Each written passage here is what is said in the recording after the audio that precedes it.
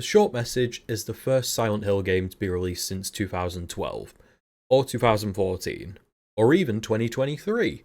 It really depends on who you ask. It is a short, free-to-play PlayStation exclusive. Something very familiar about all this. You play Anita, a teenage girl struggling with mental health issues. She receives mysterious text messages from Maya, a girl who recently committed suicide, to come to her studio in a rundown apartment block. Anita is also in frequent contact with Amelie, her best friend. As you progress, you uncover more of their story and the horrific context that led Anita to this point. Right out of the gate, I'll just say that for a franchise that has seen little to no action outside of pachinko machines for the last decade, it's a fairly okay return for a franchise that was once at the top of the horror genre food chain. But unfortunately, all this game has shown is that it is far from what it used to be. Let's talk about the gameplay first. It's fairly simplistic in nature. I don't want to say they took a lot of cues from a certain other Silent Hill demo, but I also have eyes, and I can see. It focuses on linear exploration, with you exploring Kettenstadt. I probably butchered that one. A dilapidated apartment complex that fell into disarray thanks to the 2008 financial crisis, and then fully fell apart during the COVID-19 pandemic. You know, just in case one real-life disaster wasn't on the nose enough. As you explore, you will interact with objects in the environment like various news articles, pamphlets, journal entries, and various graffiti artworks made by Maya. Most of these are not optional. You need to interact with most of them in order to progress the story, which I didn't exactly mind, but there was a point later on in the game where I thought something really bad was going to happen to me because all the doors were locked and I couldn't get out. It turns out there was a piece of paper on the floor I was supposed to interact with, and then when I did it, the door just swung open. Yep. I was in there for 5 minutes trying to figure that one out. One key part of the game is the Blossom Monster escape runs, where you run through a labyrinth of winding hallways, mesh fences, and apartment doors in order to find your way to the roof and escape the Blossom Monster. If the Blossom Monster catches you, it kills you, and time loops you back right before you start the run. These runs at first can be fairly challenging, and I guess the idea is that you keep throwing yourself at them until you find the right way out, or until you realise the enemy AI is fast, but it's really not that bright. At points, the Blossom Monster would just stand there blocking my only exit, not really sure what to do with itself next. I particularly enjoyed the last run, where they throw in 5 photos that act as keys to open a locked door in the biggest labyrinth yet. It's a little tricky at first, and you can get easily cornered by the monster. Afterwards, I sat there wondering why they didn't just do a few of these challenge runs instead of the left door you die or right door you live style that they had been doing up until this point. Another thing I didn't like about the escape runs is that the game does its best to almost prepare the player for it. Allow me to explain. When you first encounter the Blossom Monster, your screen begins to glitch, and when you open the door, you see it and then the run begins. Initially, I enjoyed this little glitch as a good indicator that things are about to go wrong for you, but this quickly outstays its welcome, and it ends up becoming a warning to the player that the next part is an escape run, so they better get ready. So, instead of keeping the player constantly on their toes as to when the next encounter will be, the player knows exactly when the next one will be. I feel like that little bit of visual removed quite a bit of the horror element, something the game already lacked dramatically. I feel this game would have been a little more scary if that screen glitch had been removed in its entirety. For me personally, the best kind of horror in games is in the unexpected. The suspense, the build-up to something, but you never know what it is until it's too late and you immediately move into a fight or flight situation. But with this, it's building up to nothing. You know exactly what is coming and how to go about it. The gameplay is also unfortunately marred by fairly prominent performance issues, which I found bizarre, because whilst it looks great, it looks almost exactly the same as every other PT copy that has been released over the last decade. I wouldn't exactly have thought these hallways were doing anything so taxing to make its frame rate this unstable. Bottom line, the gameplay is simplistic, yet fairly enjoyable for a one-off playthrough kind of deal. The game's length lends itself to this. It doesn't get boring, but it has no replay value at all. Now on to the story. This is the part where I must mention PT once again. For years, PT has been the benchmark in horror, not only for Silent Hill, but also for the video game horror medium as a whole. It is a game that genuinely feels like cursed media, one that truly embodies psychological horror. It is dark and disturbing, and these things you must do to progress are nonsensical and bizarre as you slowly follow the hellish spiral of that now iconic hallway.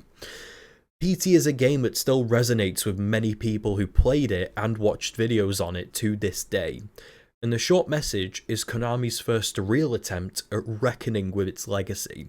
So naturally, there will be comparisons between PT and the short message, not just in this review, but probably every other single review. With that being said, the story of the short message is very much classical Silent Hill, with the character's own traumas and guilt manifesting to create their own personalised hell. In most cases, it really doesn't do subtlety, and when it tries to, it's about as graceful as a sledgehammer, from its very raw and arguably unnecessarily clear depiction of self-harm to other smaller things, like its connection to the wider Silent Hill games. It's practically spelling out the story whilst also screaming it at the player. It utilises exploration and time loops much like PT did, but on a wider level of the Kettenstad apartment block. However, it lacks most of PT's complexity and depth. Put simply, if the short message is a lake, PT is an ocean. Wait, what the hell? Alan, get the hell out, this isn't your franchise! There are moments with the characters where I genuinely sighed at how unsubtle it could get.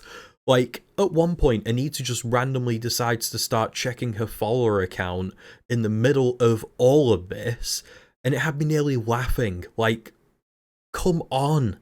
It almost felt like the writers of 13 Reasons Why made a paranormal spin-off. The short message does have moments that shine through that made me think, yeah, more of this kind of thing. The best example of it comes in Chapter 3, where you learn the truth about Anita's past and her deeply disturbed mother. Up to this point in the game, it has been made abundantly clear to us that Anita endured abuse at the hands of her mother.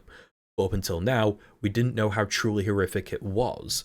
As we progress through her mother's old apartment, learning of Anita's past through journal entries and the environment becoming increasingly run down as we run through this particular loop, we finally get the full picture.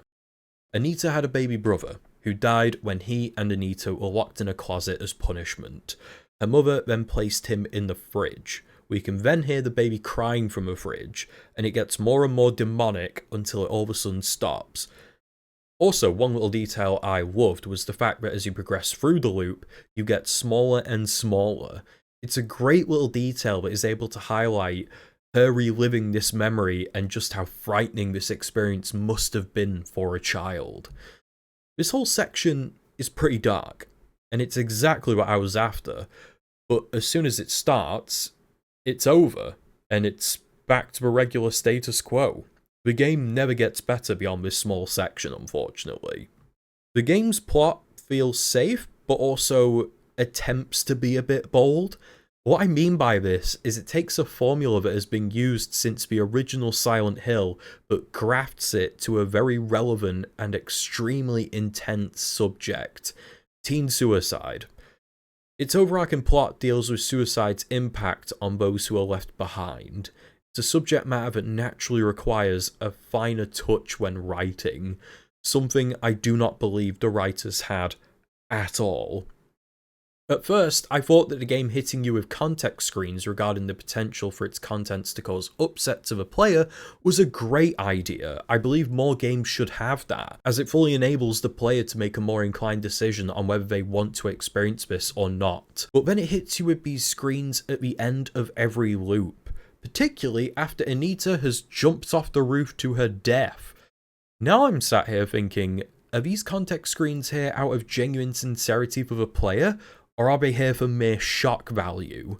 As I said before, it's very much a product of its predecessors, with the overall message being acceptance, accepting who you are, accepting what you've done, and accepting help from others when it is offered. The story can be slightly unsettling if you haven't watched any other media made in the last 20 years about this exact subject, which has already made you pretty numb to what the short message is trying to do.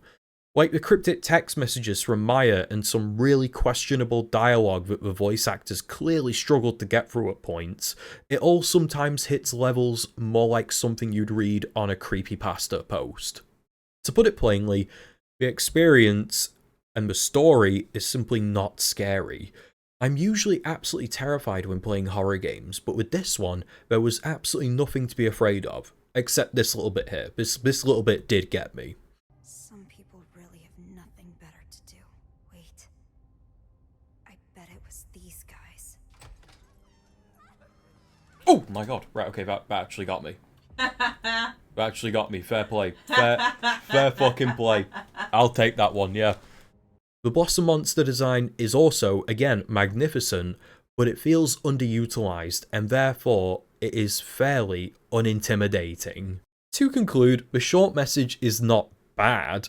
It's an uneasy first step into a new era of Silent Hill games. It's got many things going for it. The environments are beautiful and very reminiscent of classic Silent Hill games, and its use of sound is really good at building tension at the rare points it can do that. The monster design, again, is also top tier, and the plot at 1 or 2 points gets pretty good. But it just all feels tethered to a pretty run-of-the-mill story, trying to make up for its shortfallings by creating massive shock value that inevitably just falls flat. Would I play it again? No. I probably would not, as I don't really believe it offers any reason to. But did I enjoy the short time I had with it? Yeah, absolutely.